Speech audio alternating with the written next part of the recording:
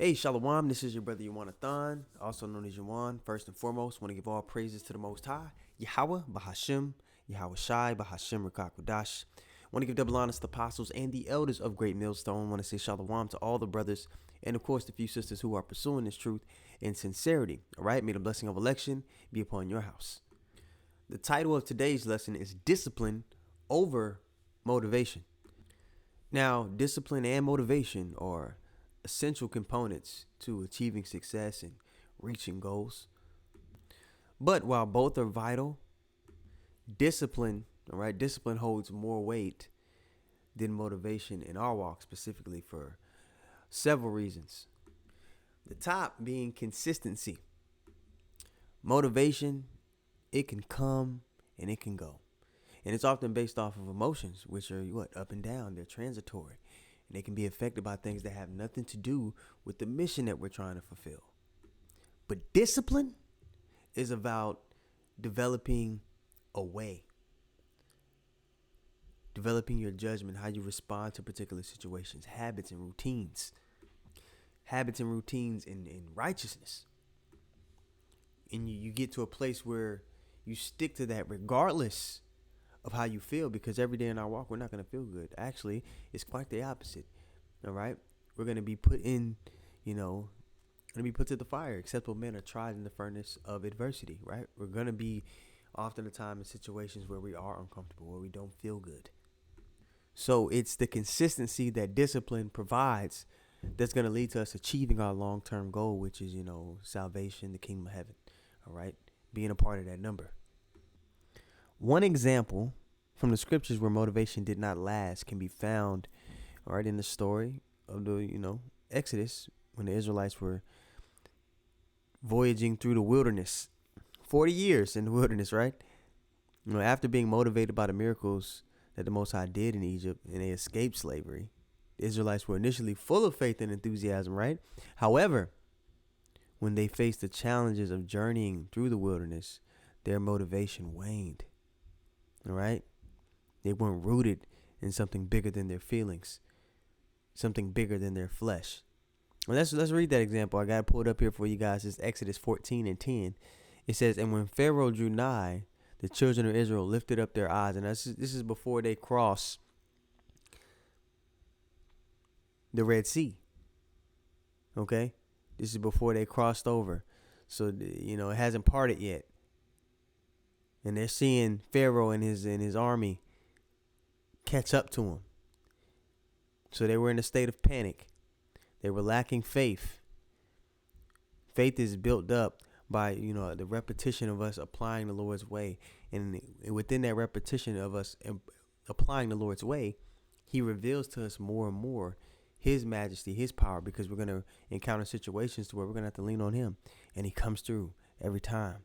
And a lot of times it may not be the way in which you foresaw it to, which you foresaw that help to come. It might be in a completely different way that you didn't imagine. And it's like, wow, the Lord knows, his ways are higher than my ways, like the scriptures say. Exodus 14:10 again from the top. "And when Pharaoh drew nigh, the children of Israel lifted up their eyes, and behold, the Egyptians marched after them. And they were sore afraid. And the children of Israel cried out unto the Lord, and they said unto Moses, because there were no graves in Egypt, hast thou taken us away to die in the wilderness?" Now, this is after the Lord did all those miracles. He motivated them to move the way that they needed to move to be delivered.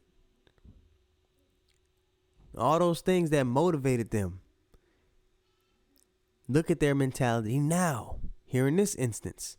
The Lord, the foolishness, the foolish spirit you have to be in to sit there and think that the Lord did all that, all those miracles, tore down a superpower, world power, completely dismantled their economy, their infrastructure, for your sake, just so you could be overtaken by them. Where was the faith? See how motivation is up and down? Exodus 14:11. "And they said unto Moses, because there were no graves in Egypt, hast thou taken us away to die in the wilderness? Wherefore hast thou dealt thus with us, to carry us forth out of Egypt? Is not this the word that we did tell thee in Egypt, saying, Let us alone, that we may serve the Egyptians?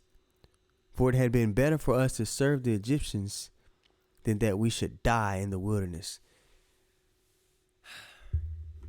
So that motivation that came with all the miracles that the Lord did to show and manifest that he was with them and on their side, that wore off. Okay. They had a complete lack of faith. Okay. They didn't stick to what was required for them to fulfill the mission in that time, which was to have faith and be obedient to the Lord. And here he wanted them to have confidence in him. We have to have confidence in our power. We can't be like this when things get hard. If you're looking at things with the eyes on your face, I say it all the time, if you're looking at things with the eyes on your face, you're not going to make it in this walk. Okay, you got to look with your spiritual eye.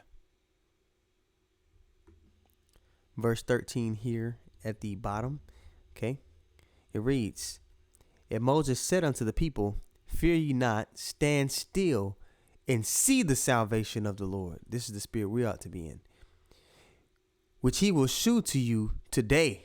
For the Egyptians whom you have seen today, ye shall see them again no more forever. And we know what took place after that, man. They crossed over on dry land.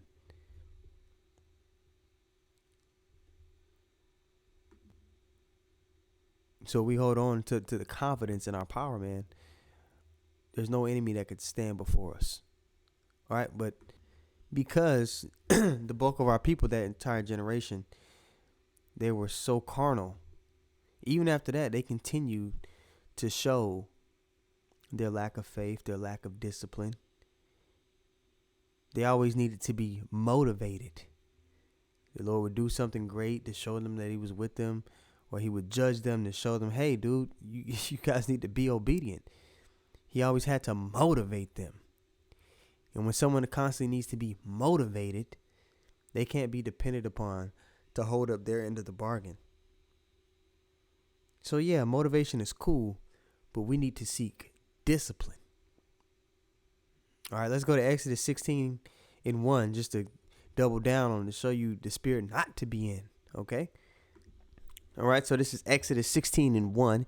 It says, And they took their journey from Elim, and all the congregation of the children of Israel came unto the wilderness of Sin, which is between Elim and Sinai, on the 15th day of the second month after their departing out of the land of Egypt. Verse 2, The whole congregation of the children of Israel murmured against Moses and Aaron in the wilderness.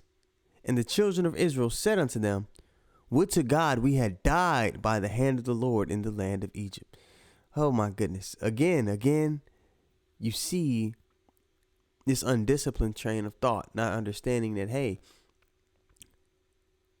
before you get good things, you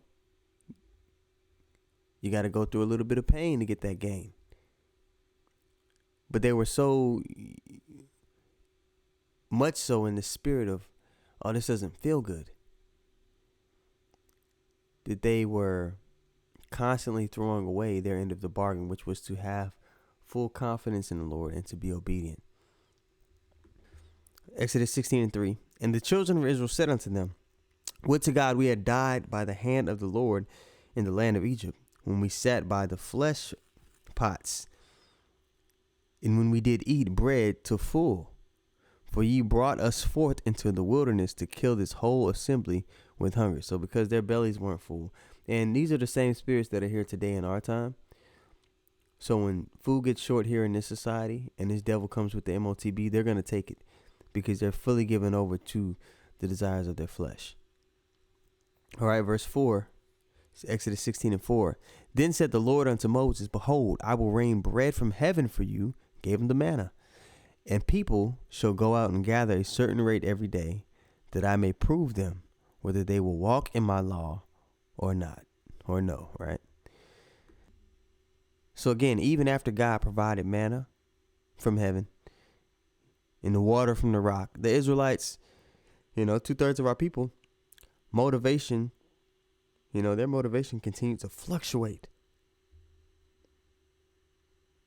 When they reach so you see how emotions and motivation are tied together, and emotions can't be trusted. We should seek to have discipline more so than to be motivated all the goddamn time. All right. When they reach the border of the promised land, their fear of the inhabitants, caused them to lose their motivation again. Despite what the Lord told them. He told them that he gave them that land, but they still were like, oh no, man. The report of the spies in Numbers 13th chapter and the 14th chapter. So this account shows, how motivation can be very dependent on circumstances and emotions. And our people, they were highly motivated when they witnessed miracles, but when they faced hardships, their motivation quickly disappeared. On the other hand, discipline, characterized by faithfulness and obedience, was what God asked of them to reach the promised land, right? That was their end of the bargain to uphold. But, the gas in their tank was motivation, and that's unreliable gas. But discipline is something far more sturdy. So we're going to get into some tips on how you develop consistency. So in our walk, you gotta make the goal clear, all right? Set a clear goal. The scriptures say where there's no vision, the people perish. But when you have, a clear-cut destination that you're trying to get to, that's when discipline can really be established. Okay? And for us, the goal, of course, is salvation and judging righteous judgment regardless of the circumstances or situations that we're in by leaning on the understanding of the Lord. So to make this measurable, if I was to give a tip, I'd say to make it measurable and achievable for yourself at whatever stage you're at, you identify the areas you're weak at. Okay, whether it be in the Hebrew, understanding particular prophecies and breakdowns, whatever it may be. You set aside time for reading and studying every day within your routine. And when you're setting that time up for yourself to do that, I would have a notebook or like something to, give myself a visual aid. Maybe get like a little small whiteboard. You hang it up in your room somewhere, your closet, and you check off for the week if you did those things. If you gave your time to the Lord and you accomplished what you wanted to do that week, you check it off so you can have a visual aid and see like how on point was I this week or today. Because now you have something sitting right there visually that you could see to measure yourself, to look yourself in the mirror, so to speak. All right. Examine ourselves, whether you be in the faith, whether you're being the best version of yourself. You need that. Helps you hold yourself accountable. All right. And you keep in mind that, you're developing this discipline over a course of time. It's not going to happen overnight. So you don't beat yourself over the head when you don't accomplish it. But you should be noticing more consistency as you go along.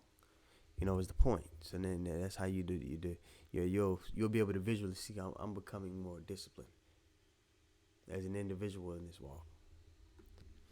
So just to talk about that course of time that things are going to take, you got to understand that Paul, that we've made an eternal oath. All right, we have to reciprocate that love that Yahweh Shah talked about in John the 15th chapter, where he said, "Greater love hath no man than this, that a man lay down his life for his friends. Ye are my friends if you do whatsoever I command you." Okay, that's where that's something that we have to reciprocate. He laid his life down for us. So like we were instructed to or beseeched in Romans the 12th chapter. Okay, let's actually go read that real quick. This is Romans 12:1. It says, "I beseech you therefore, brethren, by the mercies of God, that you present your bodies a living sacrifice." We're talking about what that looks like. Okay, by making your bodies a living sacrifice, wholly acceptable unto God, which is your reasonable service. And be not conformed to this world, but be ye transformed by the renewing of your mind, that ye may prove what is that good and acceptable and perfect will of God. Let's read that again, but in the NLT, all right? Romans 12:1 in the NLT, it says, "And so, dear brothers and sisters, I plead with you to give your bodies to God, because all he has done for you. Let them be a living and holy sacrifice, the kind he will find acceptable. This is truly the way to worship him. Don't copy the behavior and customs of this world, but let God transform you into a new person by changing the way you think. Then you will learn to know God's will for you, which is good and pleasing and perfect. Now the question becomes, again, what does this actually look like in practice when someone is applying it in their life? All right? That's what we're getting into. What does it look like? So let me jump back up. I want to read for you guys Philippians 3 and 8. Yeah, I'm going to pull it up for you guys here. It's Philippians 3 and 8. It says, yes, everything else is worthless when compared with the infinite value of knowing Yahushua, my Lord. For his sake, I have discarded everything else, counting it all as garbage, so that I could gain the anointed and become one with him. I no longer count on my own righteousness through obeying the law. Rather, I become righteous through the Mashiach, through faith in him, right? For God's way of making us right with himself depends on faith, that generation in the wilderness, they completely lacked it. They always need to be motivated to operate how they were supposed to. They didn't have the discipline. Verse 10, I want to know the Mashiach and experience the mighty power that raised him from the dead. I want to suffer with him, because we know to suffer with him is to be lifted up with him, right? Sharing in his death, so that one way or another I will experience the resurrection from the dead. I don't mean to say I've already achieved these things or that I have already reached perfection. We'll reach perfection when we get those new bodies. But I press on to possess that perfection. He pressed towards the mark. But I press on to possess that perfection for which the Mashiach first possessed me. No, dear brothers and sisters, I have not achieved it, but I focus on this one thing, forgetting the past and looking forward to what lies ahead, having that tunnel vision, not getting distracted by how you feel outside circumstances, what this person doing, what that person doing. No, you press toward the finish line.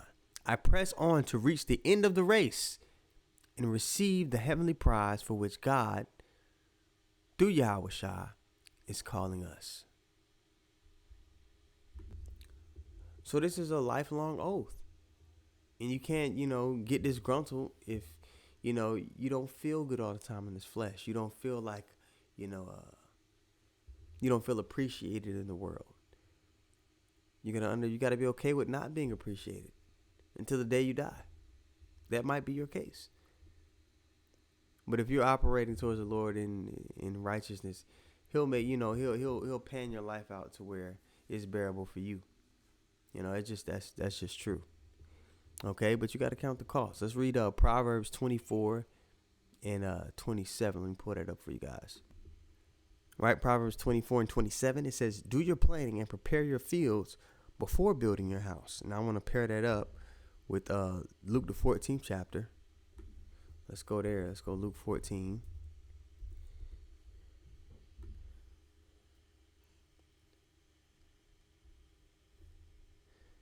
And jump down to 26. And I'm still in the NLT, by the way, guys. Let's see how it reads. Okay, this is Luke 14:26. If you want to be my disciple, you must hate everyone else by comparison. Not literally, I don't like my mother, father, and so forth. No, it's just that the main priority to the second priority, there's such a gap between that main priority, which is the ministry, pushing the will of the Father in the earth, putting your body on the line and your time on the line, right? That main priority, and then going to your second priority, there's such a big gap between those two. There is no comparison of what comes first in your life. All right. If you want to be my disciple, you must hate everyone else by comparison. Your father and your mother and your wife and children, brothers and sisters. Yes, even your own life. Otherwise, you could not be my disciple. You have to be on fire, man. This thing by far. If somebody was just observing you from day to day, they should clearly see that this is first priority in your life. Verse 27. And if you do not carry your own cross and follow me, you you cannot be my disciple. But don't begin until you count the cost. All right? Consider these things before you really want to take this walk. Because if you don't finish, the man that knew and did not continue in his Lord's will, I'm paraphrasing, is going to receive twice as many lashes. But don't begin until you count the cost. For who will begin construction of a building without first calculating the cost to see if there is enough money to finish it? Otherwise, you might complete the foundation before running out of money. And then everyone would laugh at you. They would say, there's the person who started the building and couldn't afford to finish it. Or what king would go to war against another king without first sitting down with his counselors to discuss whether his army of 10,000 could defeat 20,000 soldiers marching against him? And if he can't, he will send a delegation to discuss terms of peace while the enemy is still far away. Okay, you got to count the cost. You got to consider what you're getting yourself into, what you are becoming a part of. All right. So what's being stressed in this video is the importance of, creating a routine. Discipline is all about consistency. As my grandfather used to say, man, he said, you are what you give your time to. All right. Establish a daily routine that includes the tasks that will help you reach your goals. We know what our goal is. Start small, manageable things for you at your stage. And as your confidence begins to, grow, you gradually add more challenging things as your discipline improves. So stick to your routine. Even when you don't feel like it, you got to stick to it. All right? And those habits become more solidified. And it becomes second nature to you. So this is actually a 4-part series that I want to do. So this first part, which is basically going into the consistency that discipline brings, and why discipline is something that we should seek over being motivated. The next part, which I'll probably do, get to it tomorrow before camp, is going to go into resistance to challenges. Okay, being faced with those obstacles and being prepared in the spirit to overcome those obstacles that are going to seem impossible to overcome. All right, we're getting ready to step into a time where things are going to get seemingly grim looking with your carnal eyes for the believers. Okay, so with that being said, man, Lord willing, the lesson was edifying. I want to give all praises once more to Yahweh, Bahashem, Yahushai, Bahashem, Rikakwadash. Want to give double honors to the apostles and the elders of Great Millstone. Want to say shalom to all the brothers and, of course, the few sisters who are pursuing this truth in sincerity. All right, may the blessing of election be upon your house. Shalom.